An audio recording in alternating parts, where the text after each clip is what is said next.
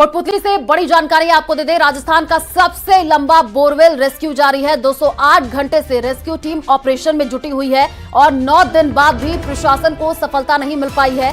Borewell की accuracy जानने के लिए जो है जीपीआर मशीन मंगवाई गई है। एक्सपर्ट के द्वारा टनल में जीपीआर मशीन ले जाई जा रही है और बोरवेल की एक्यूरेसी का अनुमान लगाया जाएगा। ये बड़ी जानकारी आपको दे रहे हैं। बोरवेल की एक्यूरेसी के बाद चेतना तक ये टीम पहुंचेगी। तो इस वक्त की ये बड़ी जानकारी आपको दे रहे हैं। लगातार 3 साल की मासूम चेतना को बाहर निकालने के लिए तमाम प्रयास किए जा रहे हैं और तस्वीरें भी आपको टीवी स्क्रीन पर दिखा रहे हैं। ज्यादा जानकारी के लिए ग्राउंड जीरो से हीरालाल हमारे साथ जुड़े हुए हैं, उन्हीं का रुख कर लेते हैं। हीरालाल, अभी रेस्क्यू ऑपरेशन कहां तक पहुंचा है और यही कोशिश की जा रही है कि जल्द से जल्द चेतना को बाहर निकाला जाए, लेकिन 8 दिन बीत चुके हैं, अभी भी प्रशासन के हाथ खाली हैं।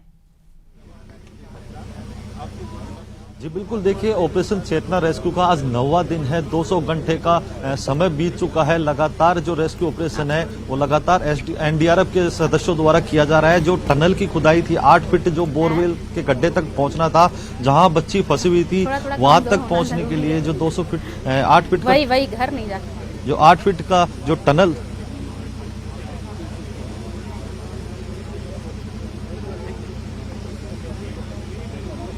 कि बड़ी हीरालाल, हम देख पा रहे हैं कि रेस्क्यू ऑपरेशन तेज किया जा रहा है और वहां पर बड़ी संख्या में जो है ग्रामीण भी मौके पर मौजूद है। जो अधिकारी है उनसे बातचीत करने की कोशिश कीजिए, क्या कुछ कह रहे हैं। देखिए, मैं बताना चाहूंगा कि जयपुर ग्रामीण सांसद इस समय मौके पे पहुंचे हैं और वो रेस्क्यू अभियान को लेकर अपडेट ले रहे हैं। जो एनडीआरएफ के सदस्य हैं, जो अधिकारी हैं और जो एसडीएम, एडिशनल एसपी, एडीएम यहाँ मौके पे मौजूद है, जो लगातार रेस्क्यू ऑपरेशन के दौरान यहाँ उपस्थित होकर जो अपडेट ले रहे हैं, लगातार चर्चा कर रहे हैं। रेस्क्यू ऑपरेशन में जो अपना जितना एफर्ट्स देना है वो दे रहे हैं, तो उनसे लगातार वो अपडेट ले रहे हैं। क्योंकि जयपुर ग्रामीण सांसद है, कल रात को भी आए थे।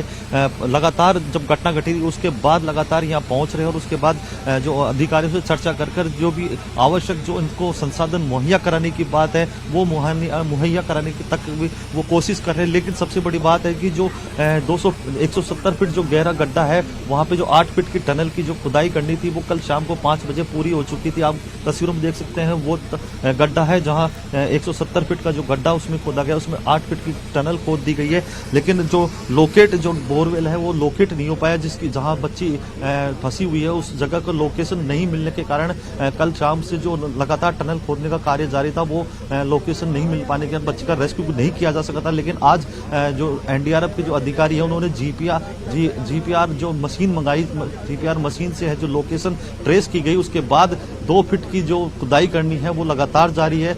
उम्मीद जताई जा रही है, जो एनडीआरएफ के अधिकारियों ने हमें बताया कि कल सुबह तक शायद रेस्क्यू ऑपरेशन पूरा कर लिया जाएगा, क्योंकि बहुत लंबा समय बीत चुका है। क्योंकि राजस्थान का सबसे लंबा चलने वाला दूसरा रेस्क्यू ऑपरेशन जो कीरतपुरा गांव का है, जहां 23 दिसंबर की दोपहर में चेतना नाम की जो बालिका है बोरवेल में गिर गई थी। उसके बाद जो लगातार रेस्क्यू ऑपरेशन जारी है, आज 9 दिन पूरे हो चुके हैं, लेकिन अभी तक प्रशासन के हाथ खाली है। लेकिन अभी उम्मीद जिंदा है, उम्मीदें जिंदा है। लोगों की जो दुआएं हैं वो कहीं ना कहीं काम कर रही है। तो जो लोकेशन नहीं मिल पा रही थी उस बोरवेल की, क्योंकि 8 फीट का जो टनल खोदा गया था, पहले कहा जा रहा था कि टनल 8 फीट की दूरी है बोरवेल से, तो वो टनल भी कल पूरा हो चुका था, लेकिन लोकेशन नहीं मिल पाने की वजह से बच्ची तक है जो एनडीआरएफ के टीम के जो सदस्य नहीं पहुंच पाए थे। लेकिन अब जीपीआर मशीन बुलाने के बाद उसकी सहायता से लोकेशन ट्रेस की गई है। ट्रेस करने के बाद जो टनल खुदाई का कार्य है, जो बच्ची तक पहुंचने का कार्य है, वो लगातार जारी है और रात भर ये कार्य चलने वाला है। तो उम्मीद जताई जा रही है कि कल की सुबह जो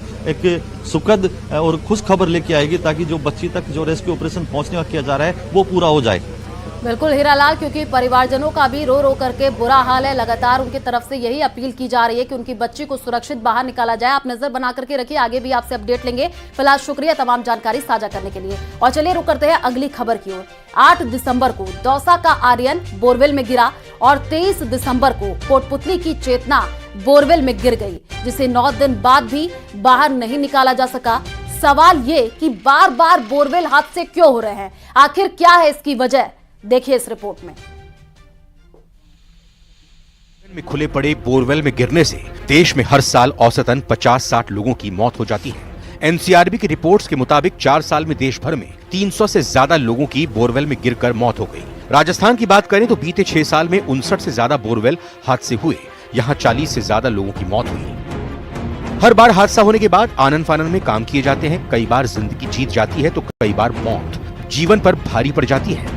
लेकिन इस तरह के मामलों को लेकर अब सख्त कदम उठाने की जरूरत है। बोरवेल की जो घटनाएं हैं बच्चों के गिरने की, ये करीब करीब जयपुर के आसपास 50 किलोमीटर के एरिया में अधिक इस तरह की घटनाएं हो रही हैं। माननीय मुख्यमंत्री जी के संज्ञान में भी है। और एक तो मैं अपील करना चाहूँगा, जिन लोगों के भी बोरवेल हैं वो उनको खुला नहीं छोड़े। जो भी आदमी यहाँ पे फॉल्ट में था उसके खिलाफ एफआईआर दर्ज हो, उसमें जितना खर्चा लगे वो क्लेम जाए, तब जा करके लोगों की आंख खुलेगी कि भैया ये अगर हम करेंगे तो हमारे लिए ये बड़ा खतरनाक है।